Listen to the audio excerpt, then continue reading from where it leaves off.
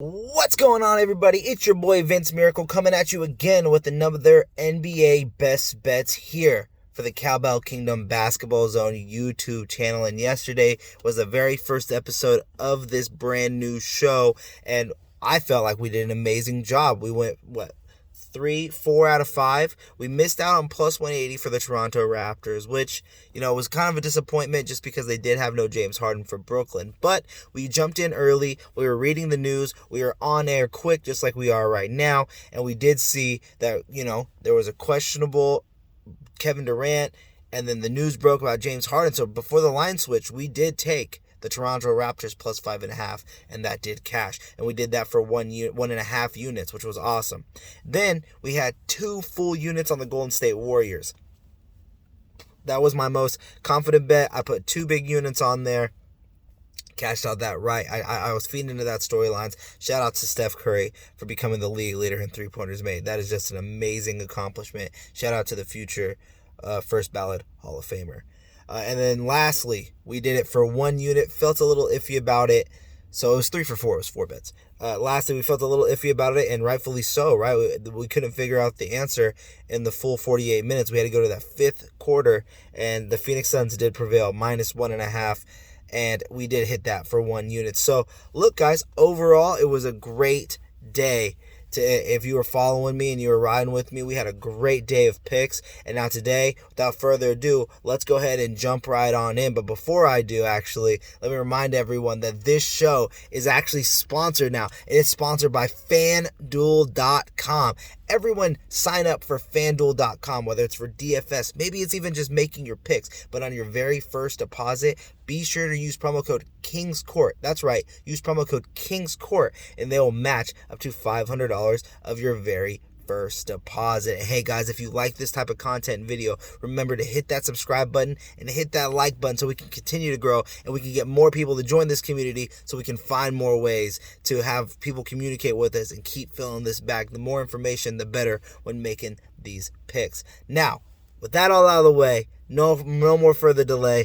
Let's jump on into today's picks. And again, it's a big slate of games here, guys, so let's jump on in. And yes, I am recording this one in my car, but I didn't want to leave you guys without picks today. Busy day, not going to leave you guys out. First game up, Rockets on the road against the Cleveland Cavaliers. And look, the Rockets have been playing phenomenal. They're 1 game back at that final playing game out in the West. But they do head into Cleveland against the Cavaliers team that has also been red hot. One of the better defensive teams, surprisingly, in the league right now. Currently sitting in the mid-tier area of the Eastern Conference. So, you do see the 9-point favorites to the home team Cavs, and I know that seems kind of steep, and I know that the Rockets seem very good right now. Unfortunately, with the questionable tag next to Christian Wood, I still feel like I'm taking the Cavs minus 9. I don't know if there's anyone really that can slow down that dynamic big man duo of Jared Allen and potential rookie of the year in Evan Mobley. Those 2 guys have been phenomenal this year, and I'm going to say right now, Jared Allen is an all-star this year if he keeps playing. Like, it's not even if, he's an all-star this year. I don't see where these numbers are going to change. Darius Garland, potential all-star. I'm not saying he's an all-star quite yet, but potentially he's just looked fantastic. So with those 2 guys on there, and then with the questionable tag on Christian Wood, you never know what the Rockets are going to do with some of their veterans like Eric Gordon. Does he get 25 to 30 minutes, or maybe they rest him a little bit and they sit him? Those are question marks I have to fight myself with all the time. Now, I know that Armani Brooks has been playing very well. Şengün is someone I know that Leo loves to support and watch, but there's never really a significant push for me to go toward this Rockets team, even with the great storyline behind them. And at minus 9, I feel like as long as you don't have that hook on it, if you see 9.5, maybe stay away. But for a unit, I'm taking the Cavs minus 9. For just 1 unit, though, guys. 1 unit. Hawks versus Magic. Now, the Magic at home are plus 8.5 point favorites. And I'll be honest, guys, I've been a huge supporter of the Magic this year. I've watched a ton of Magic games, and I'm a huge fan of Wendell Carter Jr. I think Wendell Carter Jr. in the right situation, and it could even be this team in just a couple years when they get Jonathan Isaac and Markelle Fultz and Jalen Suggs and everyone up to speed to the NBA speed and knowing what their actual roles are and how good they can all be together. They have potential in Orlando. But Atlanta is a team starting to pick up a little bit of momentum, right? Trae Young is finally starting to put the ball in the hole. I feel like he's actually finding ways to be craftier without having to draw fouls while also still getting to that little mid-range area, stop, pop, get that little back tuck foul that he always be doing. So I still like Atlanta here. Minus 8.5 scares me a little bit. I probably wouldn't go more than a unit personally on my end, but I have seen other people say that they are taking this with like 1.5, 2 units. So I'm saying stick to one. I'm saying stick to one. I know that the Magic have the ability to defend John Collins and Clint Capella, but it's out there on the perimeter where it's just essentially Cole Anthony, whose defense at times could be like tissue paper. It could be like no one's there. It's just a floating trash bag.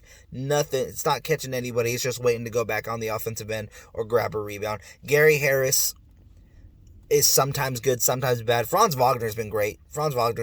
But again, I never see consistency out of the Magic.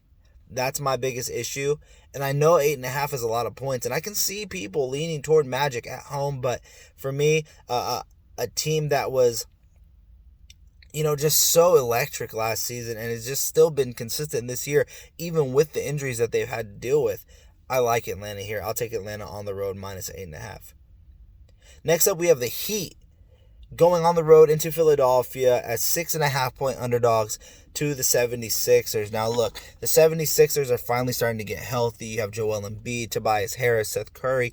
I mean, these guys are really starting to put it on, and I feel like they know that if they can consistently keep building up these wins, it allows them to really open up their mind of trading Ben Simmons, and I think you're starting to see why these rumblings are coming up. And today's December 15th. A lot more players are available. So if this Sixers team can keep getting wins over a hurt, limping Miami Heat team where Dwayne Dedmon is their only true center away from the rookie Yurt 7. I know his last name has a 7 in it. I can't think of his first name off the top of my head. And he's a good player. And Gabe Vincent's been very well. It's just no Jimmy Butler, no Bam Adebayo. Kyle Lowry's had put a lot on his shoulders. And I feel like this Sixers team has really come together on who they are as an identity, which is, they're gonna try and stick with you and put pressure you to drive the ball and get you down there to their big men. And whether it's gonna be Embiid, Drummond, or Niang, they're gonna try and pressure you into them to make you feel their pressure and make them feel like they're suffocating you. I like the Sixers here minus 6.5. I can see why people will lean the other way, but they're too heavily dependent on their guards, and I think Thibault, Green, even Curry have shown defensive prowess this season to where they can't get destroyed by these guys, so I'm actually leaning the other way. So I'm going to stick with the home team 76ers.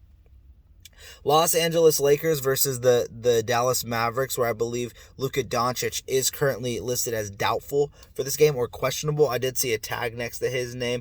But with the Mavs being plus 1.5-point underdogs, and we didn't know if Anthony Davis was going to play, he is now listed as probable, upgraded to probable today, while it's at minus 1.5. And I know the Lakers continue to struggle. When LeBron plays, they always have a chance of winning, and I love LeBron in this game for a DFS play at only $10,200. So I'm taking the Lakers. There's not much else I can say here. If there's no Luka and you're still getting at this spread and they have AD, Russ, and LeBron playing, you got to take that. And we're going to take that for 2 units. Hawks Magic, well, that was 1 unit. And then, again, we're going to just do 1 unit on the 76ers minus 6.5. But we're going to take 1.5 units. Or just scratch that. We're going to go big. We're going to do 2 units Lakers plus, or 2 units Lakers minus 1.5. Got to start running through this here, guys. I got my appointment checking in here, too. So we got Pacers, Bucks, Bucks 2.5-point underdogs here home with no Giannis Antetokounmpo as he has entered health and safety protocols. I am still riding with the Bucks at home. Drew Holiday, Chris Middleton, these guys, Bobby Portis has been phenomenal, and Boogie Cousins is going to have a key role in this game. Boogie Cousins, FanDuel play, really good play today as well. Plus 2.5, they're at home. I'm taking that for a unit. I like the Bucks today. Pels versus OKC, the Pelicans on the road, minus 4.5. I didn't see any reports saying that Isaiah Roby, Poku, and all these other guys that were down in the G Leagues yesterday came up for OKC, so I'm not sure what their rotation will truly be. You obviously know that they're going to rely heavily on SGA and Josh Giddey, and Lou Dort is out, so that takes away a huge defensive presence. I like the Pels here, minus 4.5. How are they going to stop Brandon Ingram with no Lou Dort? Maybe they can put Shea on there, but then Devontae Graham has the potential chance of going off, but the big key piece to me is going to be Jonas Valanciunas, and he's just played phenomenal this season. So I'm gonna stick with the Pels on the road for 1.5 units. 1.5 units for the Pelicans over the Oklahoma City Thunder. Then you have the Hornets versus the San Antonio Spurs. The Spurs are minus 3.5. Still no LaMelo Ball. Still no Mason Plumlee. These guys are getting back up to speed from their conditioning after dealing with COVID. So I like the Spurs here, minus 3.5 with all of their guys up and running. And I'll take that for 2 units here. Jakob Poeltl is going to have a huge day. I love him. He's my favorite center of the day for all you DFS players. So 2 full units on that game. We're taking Spurs minus 3.5. Wolves on the road against the Nuggets, plus 4.5 for the Wolves. I'm taking it. I know the Wolves struggle. I know my buddy Zach Noble from Ball is Life on my recent podcast said, stop putting them in your bets. Unfortunately, I can't avoid them. I like Anthony Edwards. I know that the Nuggets are really good at home, but the Wolves need to keep trying to find ways to win, keep trying to find ways to be gritty. I like the Wolves here, plus 4.5. I'll take that for a unit. Grizzlies, Blazers at home, plus 3.5. Second night of a back-to-back after a disappointing loss after heading into overtime. I actually felt like they were starting to play better. Jaren Jackson Jr. does have a good matchup here, but at the same time, the Memphis Grizzlies aren't that great at rebounding. And Larry Nance Jr. being in the starting lineup has a good chance to defend Jaren Jackson Jr. I'm taking 2 units on the Blazers. I'm taking Blazers plus 3.5. I'll do that for 2 units. I'll even do the Blazers money line for 1 unit. So let's go ahead and do that there. Wizards in Sacramento. Here, told you guys, here in Sacramento. I'm working. Kings are plus 2.5. They just lost their head coach today due to COVID.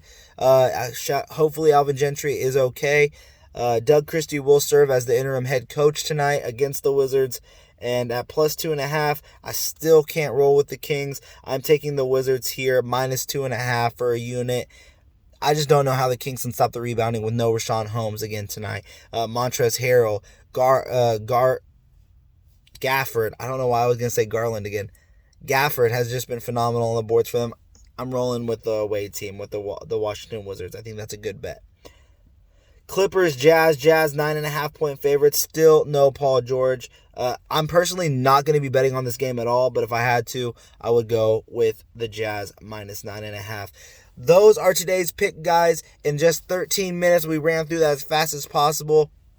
Again, I just didn't want to miss a day. I have a doctor's appointment. I'm actually going to get a tooth pulled here in a little bit. Or not tooth pulled, but a root canal thing. So I'm getting that done right now. So I appreciate you guys dealing with me being in a car for only the second episode. But I hope you guys did enjoy this. Ride with me, fade with me. No matter what we do, no matter what you do, I hope you fill that bag. Remember, guys, hit that subscribe button so you can continue to see more content when it comes out. Hit that like button so we can keep spreading the love all throughout this YouTube. Follow me on all social media platforms of @VMCenter, the site Cowboy Kingdom, @Cowboy_Kingdom. And until next time, NBA bettors, peace.